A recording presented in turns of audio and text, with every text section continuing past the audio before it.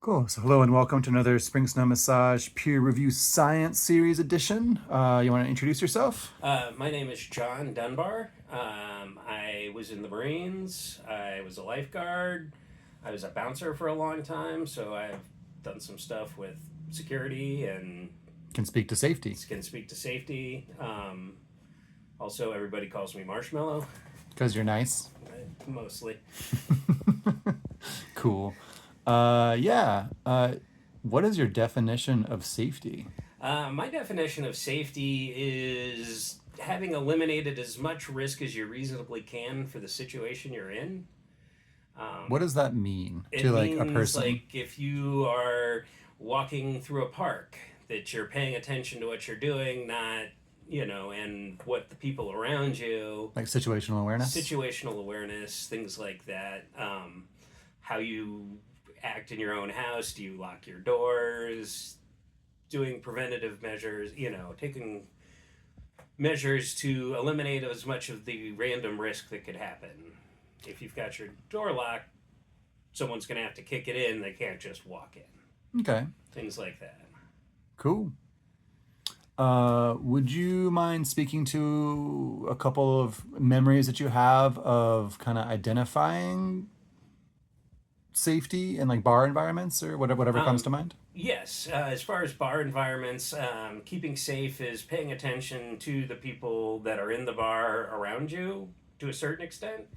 You don't have to sit and stare at them, but if somebody is sitting in a corner eyeballing everybody around them or staring at young women, things like Predatory. that, not interacting with people, that's might be someone you want to keep an eye on. Do you have any specific like tells you can share that people Um, can look out for like kind of predatory behavior? People who want to buy you drinks, but if someone want to buy you drinks, but then might not want to take you to the bar or have you go to the bar with them to watch said drink be made and poured and handed straight to you is a big Because indicator. the bartender will see both of y'all. You can see the bartender, you see that drink the whole time. Doesn't get if someone is, Roofies, etc. yeah, for women, that's one of those indicators. If someone's weird about that, that's the kind of thing that should set you off like, oh, wait a minute. Why don't you want me to see this drink be poured? So ask some questions. Yeah, if Okay. they offer to buy you a drink, offer to go to the bar with them. Okay. And if they seem nice and you want to, go to the bar with them. If they seem weird about it, maybe skip it. Have friends with you, ideally. Okay. Things like that. How do you practice situational awareness, like when you're kind of out and about? I look around. Do people look like they're taking care of their own business? Are they sitting and staring at people? Do they look like they should be there? I mean, some Out of place. yeah, do they look completely out of place? Not, and that's not always how they're dressed or something like that, but are they interacting with other people there? Usually, if a person just wants to drink alone, they're paying attention to their drink, not staring and eyeballing everybody else in the room constantly. Okay. So like look at the why of why Yeah. people are there. If somebody Why is are a they there? flag. Are they with friends? Are those friends sitting in a corner staring at Are they checking everybody? their phone for the text for the date or whatever? Yeah. Got it. People look at their phones and stuff. Um, but don't pay so much attention to your phone that you're not looking around and scanning what's going on around you. Um, when you go into these bars, pay attention to where the exits are. If somebody's being creepy and stuff, you can sneak out the side door and they won't see you leave because they'll be waiting for you to walk out the front door. Um, Things like that. Does the bar have security and people working there? The bartender could probably help you. Yeah, like you Don't mentioned be that. Oh, sorry. Go Oh, ahead. don't be afraid to ask those Ask people. who They are there to help you. the bouncers The and the bouncers, staff. the bartender should be willing and able to help you. Like, isn't there like a code? I forget if it's like, can I get a dolphin something like drink, and that's like a code to bartenders for like I need help. I'm not familiar with that Oh, one. oh, maybe that's just in my brain, or It might be at certain bars. Some mm, places might have a thing like that, but I've never had I a just heard place that that we had a tactic. specific Cool. thing. So that might be a area dependent kind of thing. Understood.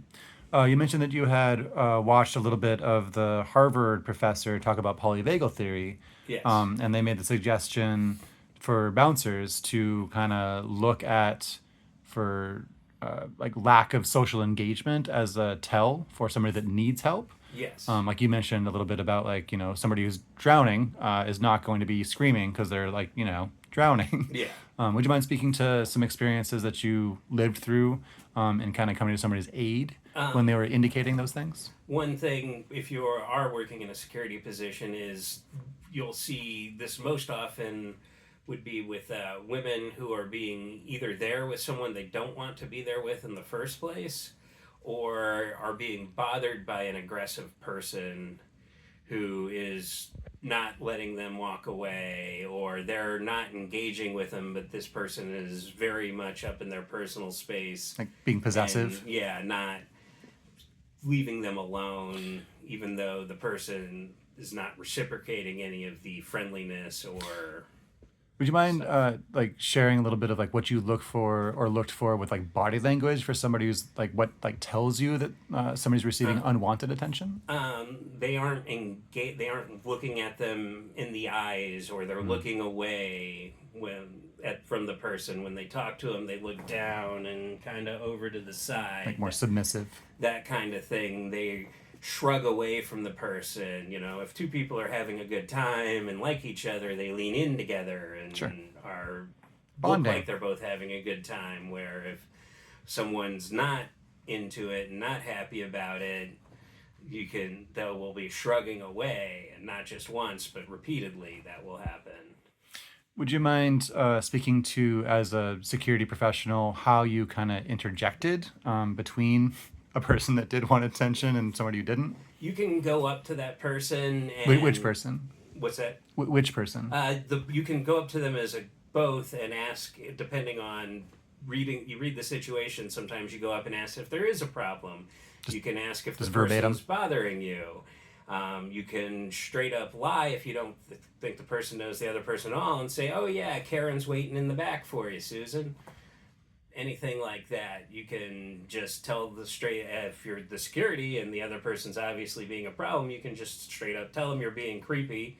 She obviously doesn't want to be with you. This is a problem. Stop or Go. get out. Yeah, you need to leave. You're no longer welcome here. It's Sounds great. Yeah, as the security person, you shouldn't be afraid to do that kind of thing, because if you are, you shouldn't be a security person. Yeah. Would you forgive me for maybe blindsiding a little bit, but are you aware of like what the like being?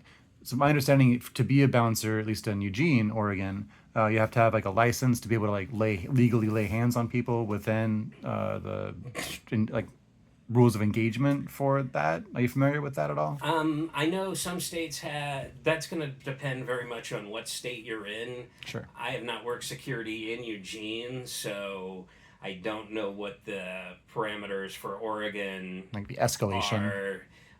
You should always try to de-escalate and fix a situation without violence.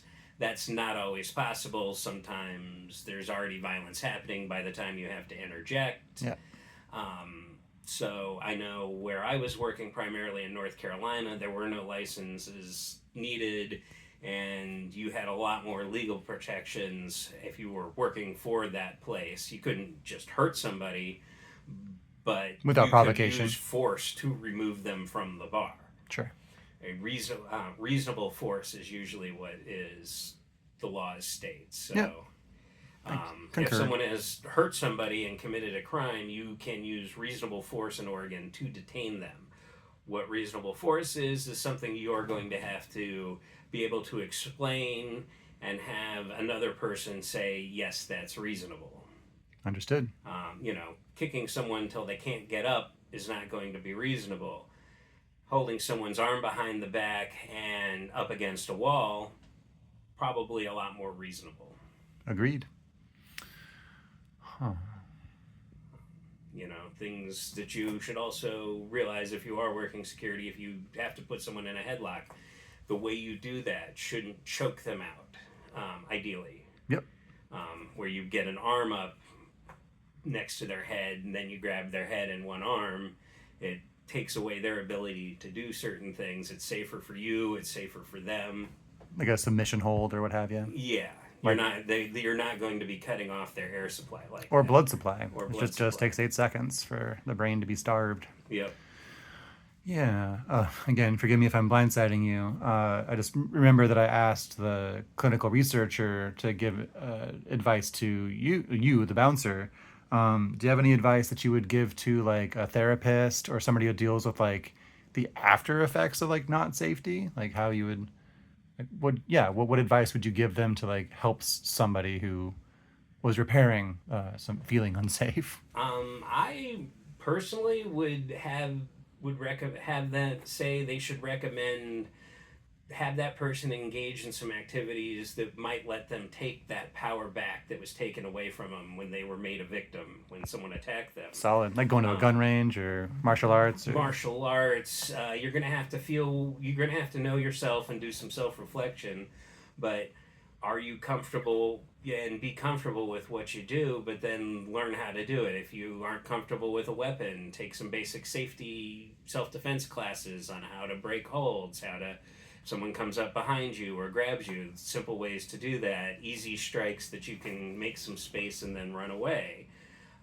Or if you're willing to stand your ground a little more, take some more advanced martial arts training, self-defense type training. If you're comfortable carrying a weapon, you need to learn how to use that and learn the laws. yeah, you were talking earlier before we started recording about like each person thinking about like the reality of what they want to do in a unpleasant situation, Yeah, being run away or fight or yeah. shoot or whatever. Do you have any like specific advice for people to engage in that realistic self-reflection for how they want to plan for unpleasant situations? Yeah, well, that goes back to training. You take the classes, you take the martial arts classes, and learn. Okay, I can stand toe to toe with somebody. I know how to grapple a little bit. I've learned how to throw some punches. But if you need to put pads on and actually trade punches with people, you don't have to do it full power. But even Get just smacked around a little bit. mid power, if someone smacks you upside the head and you've never been smacked upside the head good before, you're going to be stunned. Whereas if you've practiced that, it will work better. You've got, not only have you gone through the motions, but you've gotten in the ring with somebody and practiced these things. If you decide you're going to shoot a gun, you need to shoot where it's not just you shooting, where you're going to have other noises and gunshots going off in the background, around. Maybe do some heavy exercise and then try to shoot. So that way you're more mirroring a stressful situation. Kind of like try to have an adrenaline rush and then. Adrenaline rush, Okay, yeah. gotcha. Anything that will get you excited and stuff. So if you won't do nothing but sit at the bench and practice shooting under very calm circumstances, then you're not going to necessarily be able to transfer those skills when there is a tense situation. That makes a lot of sense. Speaking of training. Yeah, it's you can only do so much with training. It wouldn't be safe to have a situation where bullets are flying back at you, but you can train in situations where people to your left and to your right are also shooting guns at high rates of speed in different times. Do a cold plunge or something Yes. beforehand. And also being around that will let you know what gunshots really sound like, because they don't necessarily sound like what they do in the movies or TV. They're a lot louder. They can sound like fireworks. If you're not close to them, they don't sound as loud as you might think they would. If they're closer, or they're a lot louder, it can depend on what the person's shooting. So Caliber, etc. yeah, so just being able to identify what's going on and not be completely spooked just because you hear it, because maybe you hear it but you can tell it's going another direction. Yeah. Training for the contingencies you want sounds like very prudent advice. So yeah. Cool. Yeah, what's a question you want to answer about safety? Mostly things to be heads up about for safety. I helped when I was in martial arts. I used to help one of my instructors teach a women's safety class, And I don't want anyone to think I'm victim blaming when I give some of this advice, because no one, regardless of what they're doing, should be subjected to attacks that weren't provoked and are off the cuff. But there are things you can do to reduce the likelihood that someone will pick you as the victim. Right. Like you mentioned earlier, like if a predator was like looking around for Yeah. presumably prey, like is that kind of what you're talking about? Yes, exactly. So if you're walking through a park at night that maybe doesn't have the best reputation, or really any, even if it does have a good reputation, you don't know the people that are there. Good stats. Yeah, if you are looking at your phone and someone's trying to get a quick, just get a few bucks to buy drugs, Snatch and grab. they can knock you. You're not paying any attention. They can run up behind you, knock you to the ground, steal your phone, steal your wallet, and run off. Yep. If you have your phone put away and you're looking to your left and looking to your right, and Vigilant. you don't have to look angry or mad, but if you are looking around and you are letting people know, those predators know, they can't sneak up on you very easily. You're not easy prey. Yes, and they're more than likely to wait for the next person. Because it seems like it's. I mean, I'm just paraphrasing, but it seems like for a lot of criminal elements, like I'm using the example of when they were in Portland, there was the wave of people, like folks stealing catalytic converters. Yeah. And there was a countermeasure of just like putting a grate on there so that it took 2 minutes instead of like the 30 seconds. And that was really effective because that was like annoying to the criminal, and then they moved on. Oh yeah, just the act of putting a camera in your front that's visible will get people to move on to the second house, and for like home security systems. So it's the same thing with walking around. You asked me about personal experience with stuff. Sure. As a handicapped person, people see my prosthetic arm and they see my prosthetic leg, and more than once, especially in Eugene, have thought I will be a easy victim. Well, how'd that go? Yeah, it did not work out well for Yeah, him. I'm guessing it didn't. I had a guy, one of the best examples was a guy decided he was going to attack me one morning because I told him not to trespass in my gated building. Sure. I was out playing outside of the gate, playing ball with my dog. Told him not to trespass because I saw him trying to get on the gate. He said he was thinking about beating me up. It made me chuckle. Mm-hmm. So he came at me, telling me he was going to beat me up. I gave him every opportunity to walk away, told him don't come over here. He kept coming at. He didn't present a weapon or anything, so I pulled out pepper spray. Mm-hmm. Sprayed him with pepper spray. He stopped immediately. Told him he better go. I'm calling the cops. He left, and he left. His buddy came, took him away, but if I had been an able-bodied person, I don't think he would have tried that with me. Because he thought you were prey. He thought I was prey. More than one homeless person would think that, and after a few incidences of living next to that homeless shelter, other homeless people would stop them and interdict, not because they were trying to protect me from the person, but they realized that they should probably protect the person from me. Because on that particular occasion, I had a concealed handgun license. So had he pulled a weapon, I would have pulled a gun or my knife that I did have on me. I Sure. didn't present any of those because the situation didn't call for it. It was, the preferable way. $10 worth of pepper spray. Proportional response. Yes. That kind of stuff. We had a guy who was coming into our building and harassing the old ladies. Awesome. I lived there. And I told him never ever to come back in the building again. Apparently he didn't take me very seriously. He came back in the building. Someone told he was in. I told him to leave. He didn't. I threw him down a flight of stairs. He had the chance to run away. He had come into the building. He had made threatening remarks and harassed older women before. He was somewhere he was trespassing, so I used what I felt was reasonable force to remove him from the building. Understood. So there are things like that. If somebody is being very aggravating, you can, not backing down. If if you don't think you can run away or you can't physically run, you can stare at them. Don't look away from them. Don't cower away. Don't give them the power they're seeking. Yeah. I was doing security for Pride this morning, and there Yeah. were kind of hate group protesters, and I did exactly that. And it was kind of interesting to just, I mean, I wasn't like effective, like I didn't, Yeah. but like just not backing down seemed to do the trick. Yes. And just having a like a confident posture. I mean, I'm a 6'4", 220 dude. Like I'm cut, Yeah. etc. And that probably helped a fair amount. But it was effective. Just being like confident and expressing via my body language that I was holding a line. Yes, and that's good. It lets people know they don't think they can come in because often the people that protest things like pride or trans events or something, they're looking for minority groups that they think are going to be easy to pick on.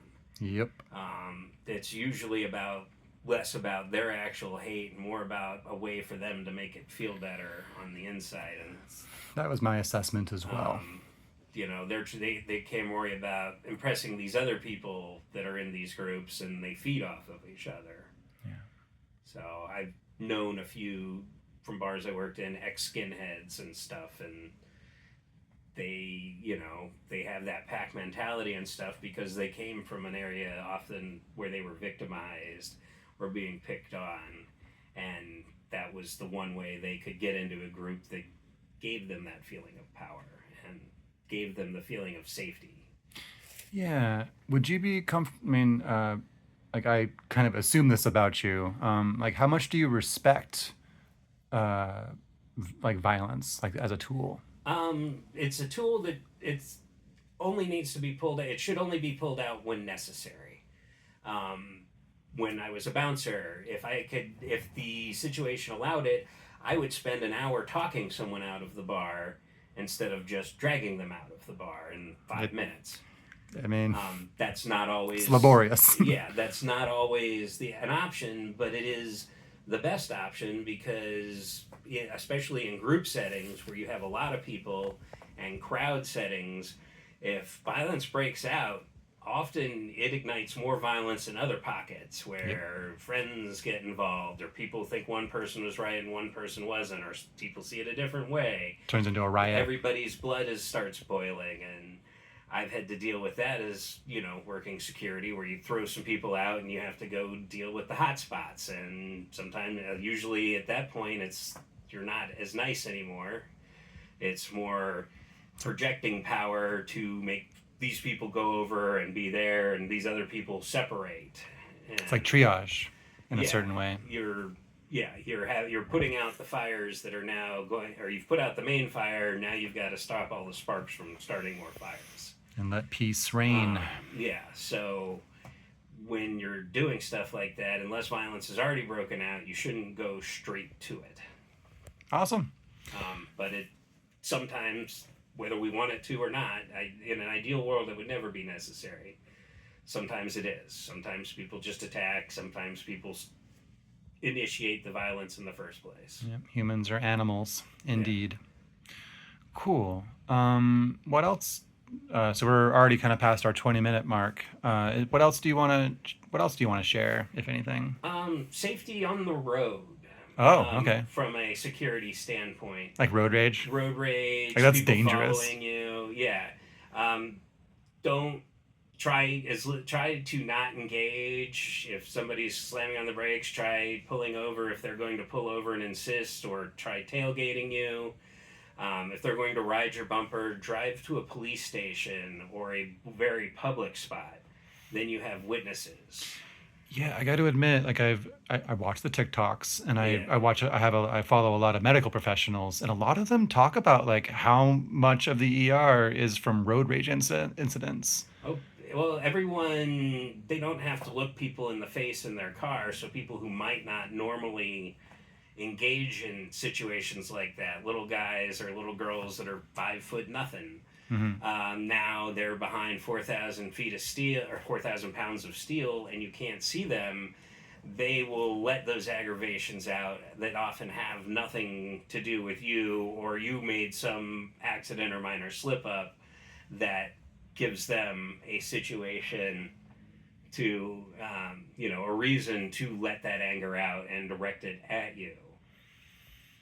So what is the safety advice? Just to get out So, of their way, essentially. yeah, let them go. Let them go around You're you. right. I'm wrong. It's fine. Yeah, It's not worth dying don't. over. Yeah, you don't want to engage because the second you start engaging, that you are now amping them up even more. You are also becoming, from a legal standpoint, now became partially responsible for whatever is happening. Mhm.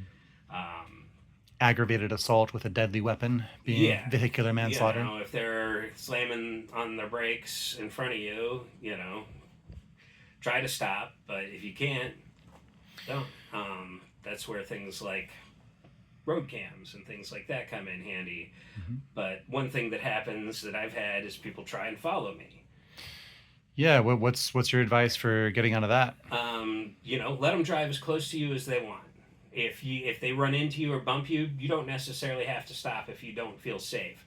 Everybody's got GPS on their phones these days, so look up the closest police station or call the police. Tell them what's happening. Tell them somebody's doing this. This is where you are. Ask them where the closest police station is or closest parking lot that's going to have a bunch of people and stuff in it that now there are witnesses to whatever's happening. I remember I watched this like spy show called Burn Notice a Uh-huh. long time ago, and I just remember this like spy tactic of like staying at a stop sign and like waving people like cars in front of like to go past you, Yeah, as a means to like if somebody's tailing you, like you'll know it because they're not going to go around you. right. Yeah. I mean, it can be easy to tell if someone, is following you, especially like if they're doing it on the freeway. I had somebody where I was going through in the middle of the night following me once where I was down to 30 miles an hour on a 65-mile-an-hour road and they're just Damn, driving right behind me. that is sus. Yeah. So go to the police station So for drive to a sure. police station, drive to a visible spot. If you're, you know, you don't, and with vehicles, you don't know what that person's got on them or with Seriously, them. Um, freaking yeah. We've all yeah. seen CSI, or we all know it's possible. So mitigate So that risk. yeah, or if your police station is not available, if you have a friend, I had this happen. A friend's ex-boyfriend was following her and wouldn't quit following her, so she couldn't. The police station was kind of far away from where she was. And so I had her just drive to my house, and as soon A as she safe turned place. down my road, I knew the ex boyfriend too. As Hmm. soon as she turned down my road, he cut away Yep. because he knew that I wasn't the kind of person who put up with this. Yeah. Yes. Yeah, like kind of my takeaway from like this month's topic is that like social fabric is really important for safety. Yes. So Yeah. having friends That make you feel that safe. will watch out for you and Like won't get you into trouble. yeah, that like care on that level where they're willing to like stand up to Yeah. per a predator or what have you. Well, yes, and predators often look for single people who aren't in groups or Yeah. people they can separate from the group. Yeah. Yeah, cool. Well, thank you so much for your perspective from your professionalism in your past with being a bouncer and military and lifeguard and all the things. Yep. Yeah, anything else you want to share with the class? Stay safe, learn how to protect yourself, Yeah, do stay heads up. training, Yeah. sit rep.